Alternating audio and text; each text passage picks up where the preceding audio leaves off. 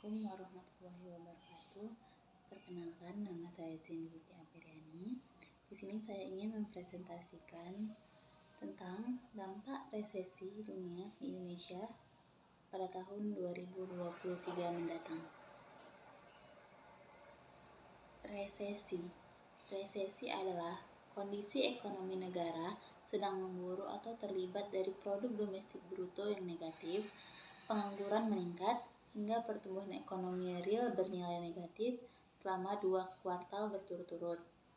Selanjutnya, ini dari sini ada ramalan buruk ekonomi negara pada tahun 2023, yang mana itu ada negara Amerika, Inggris, Argentina, Italia, Prancis, Jerman, Chili, Australia, zona euro, Brazil.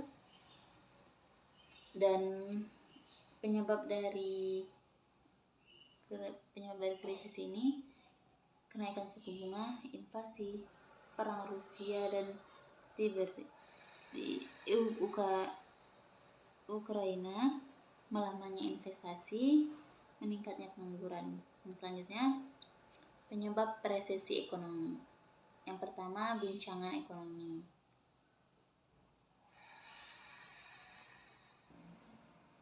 Guncangan ekonomi adalah perubahan signifikan terhadap output perekonomian secara tiba-tiba dan tidak terduga akibat perubahan dalam faktor internal. Yang kedua, inflasi. Inflasi adalah kecenderungan naiknya harga karena jasa pada umumnya berlangsung secara terus-menerus.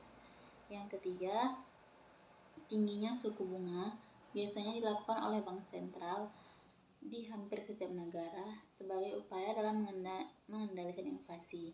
Yang keempat, yaitu deflasi, adalah merupakan fenomena penurunan harga yang ada di dalam sebuah negara. Yang kelima adalah gelembung aset pecah, yaitu biasa terjadi ketika peningkatan harga aset secara ekstrim berdasarkan harapan kenaikan harga pada masa depan dan tanpa dukungan fundamental ekonomi. Yang terakhir, perkembangan ekonomi, yang artinya itu proses kegiatan dalam rangka pengembangan teknologi dan ilmu tentang keterampilan. Baik, selanjutnya